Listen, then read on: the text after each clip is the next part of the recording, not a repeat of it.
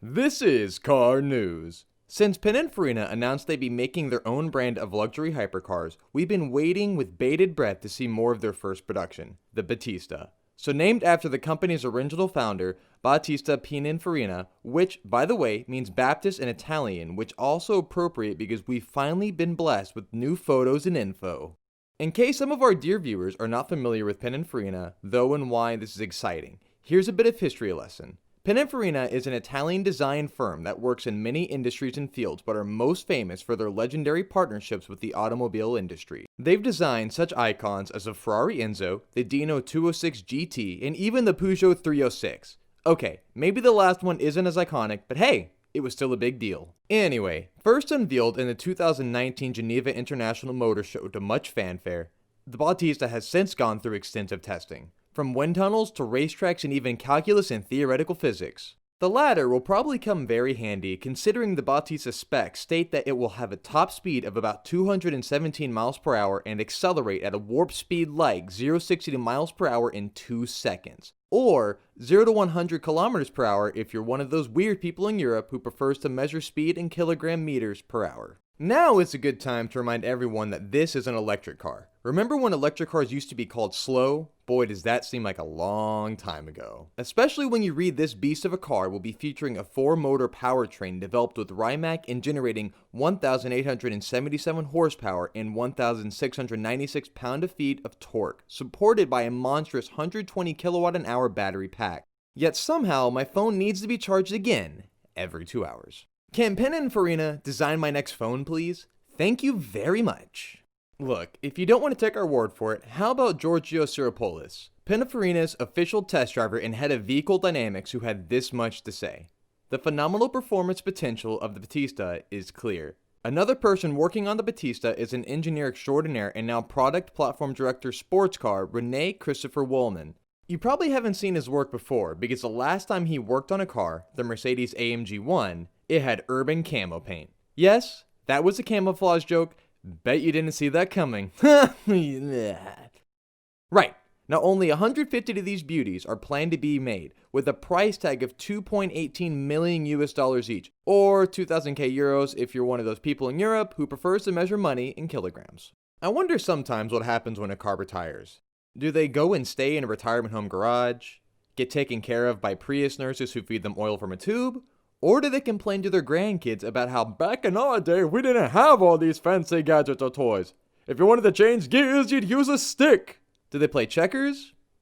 Well, don't ask the Ferrari 488 GT because that one's not retiring anytime soon, baby. Still got plenty of gas in the tank. Despite ostensibly being replaced by the new and fabulous F8 Tributo, Ferrari hasn't forgotten about the 488 yet. Far from it, as they plan to release a new model in 2021, the 488 GT Modificata track car. As the name suggests, this car has been designed with the main purpose of being used at the Ferrari Club Competizione GT events, an exclusive racing competition where only certain cars from the Ferrari family models are allowed to compete, because some play Monopoly at family gatherings while others compete in a multi-generational race to the death.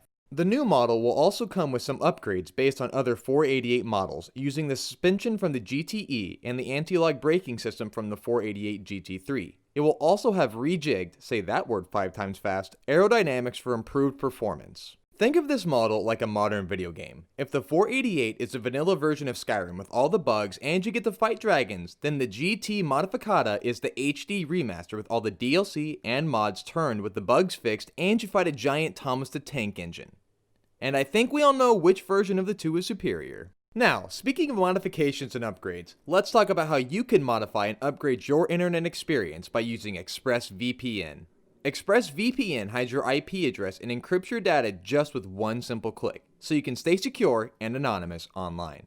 Not only that, but it will also let you overcome censorship and regional content restrictions.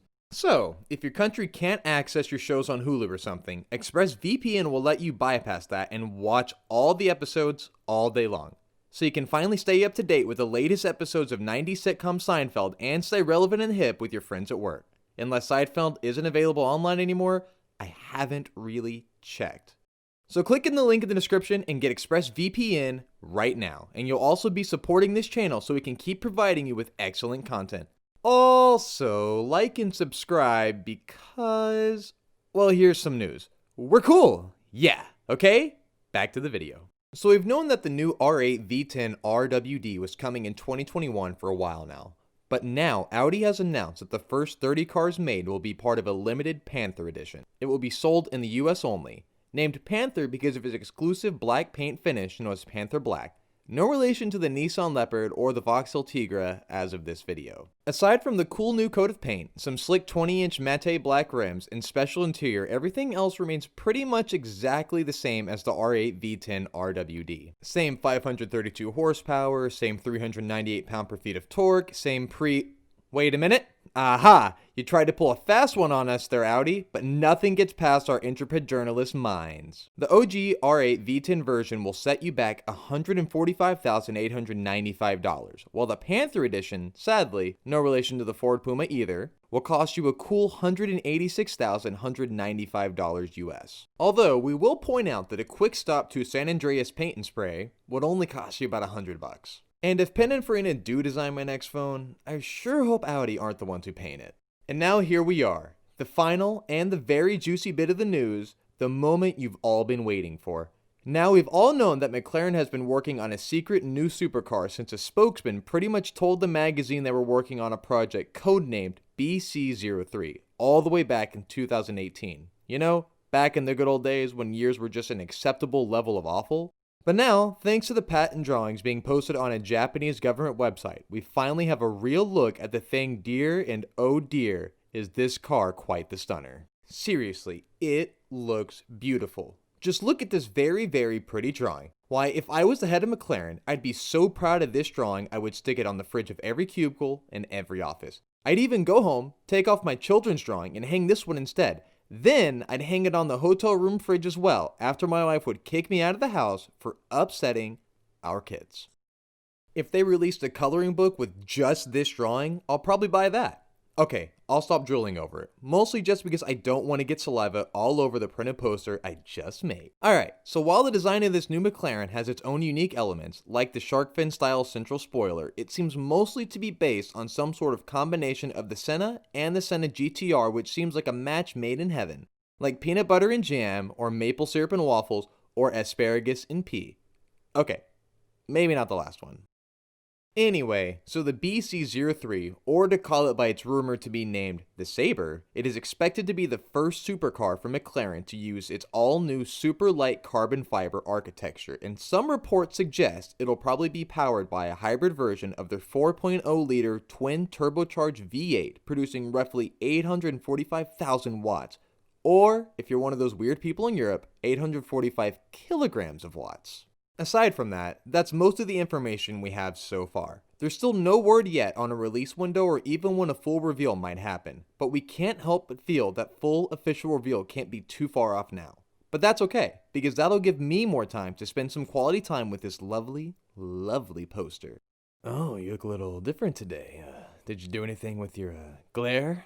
But if you're just a little more patient than I am, and you want to make sure you don't miss any news on the McLaren BC03, then leave a comment, like, subscribe, and click the notification bell to never miss a video. And hey, as always, we really appreciate you sticking with us, and we can't wait to deliver that future content that we know you'll love. See ya!